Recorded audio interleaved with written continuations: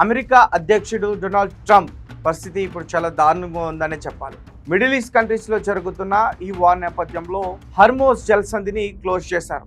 దాన్ని తెరవడానికి చాలా ప్రయత్నాలు చేస్తా ఉన్నారు డొనాల్డ్ ట్రంప్. దీనికోసం నాటో దేశాల యొక్క మద్దతును కూడా కోరారు. కానీ నాటో దేశాలు మద్దతు ఇవ్వకపోగా ఏదైతే ఇరాన్ పైన అమెరికా యుద్ధం చేస్తుందో, దాడి చేస్తుందో దాన్ని ఖండించే ప్రయత్నం చేశారు. ముఖ్యంగా ఇరాన్ పైన అమెరికా చేస్తున్న యుద్ధాన్ని ఖండిస్తున్న దేశాలు, అలాగే సపోర్ట్ ఇవ్వని దేశాలు, అందులో Germany, France, Spain, Belgium, Netherlands, Norway ఈ దేశాలన్నీ కూడా తీవ్రంగా ఖండించాయి. అలాగే బ్రిటన్ కూడా తీవ్రంగా ఖండించింది. ఎప్పుడైతే బ్రిటన్ ఖండించిందో ట్రంప్ బ్రిటన్ దేశ అధ్యక్షుడు కీర్ స్టార్మర్ పైన కూడా తీవ్రంగా వ్యాఖ్యలు చేశారు. అతను ఒక పిరికివాడు, ధైర్యం లేదంటూ కూడా అతని పైన వ్యాఖ్యలు చేశారు. అలాగే కొన్ని కంట్రీస్ కూడా సపోర్ట్ని ఇస్తున్నాయి అమెరికాకి. అందులో ముఖ్యంగా పోలాండ్ అండ్ ఎస్టోనియా. సో ఈ దేశాలు సపోర్ట్ ఇస్తున్నాయి. అంటే అమెరికాకి సంబంధించిన మిలిటరీ సైన్యం, ముఖ్యంగా 10,000 మంది సైన్యానికి పోలాండ్ గవర్నమెంట్ వారు మొత్తం కూడా చూసుకుంటుంది.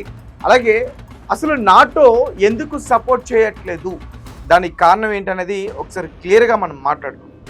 ఎందుకు నాటో సపోర్ట్ ఇవ్వట్లేదు అంటే, ఇది నాటో డిఫెన్స్ వార్ కాదు. నాటో రూల్ ఆర్టికల్ 5 దాని ప్రకారం ఓన్లీ మెంబర్ కంట్రీ మీద అటాక్ అయితే అప్లై అవుతుంది. అలాగే ఇరాన్ వార్ ఆ కేటగిరీలో రాదు.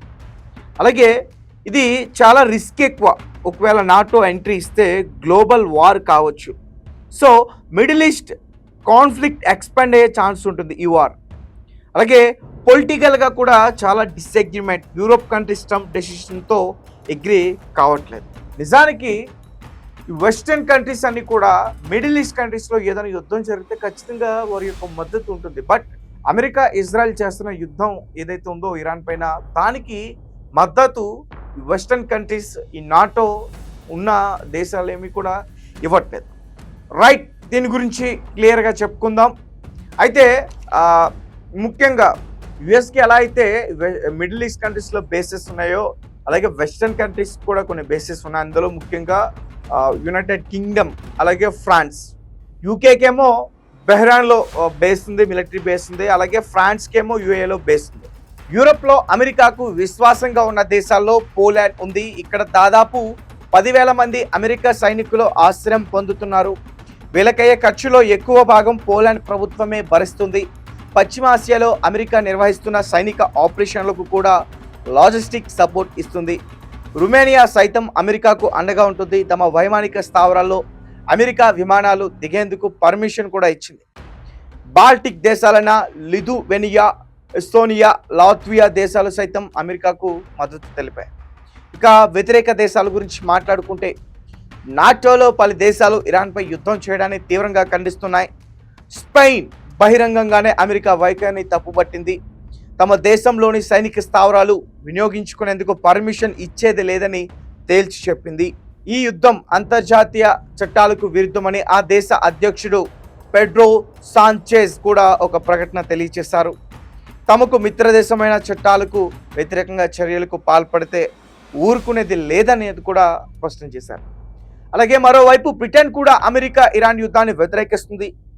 ఈ ఉద్రిక్త పరిస్థితుల ప్రారంభంలో తమ సైనిక స్థావరాలను అమెరికా, ఇజ్రాయెల్ వాడుకునేందుకు అనుమతి ఇవ్వలేదు. ఆ తర్వాత రక్షణాత్మక చర్యల కోసం వీటిని వాడుకునేందుకు పర్మిషన్ ఇచ్చింది.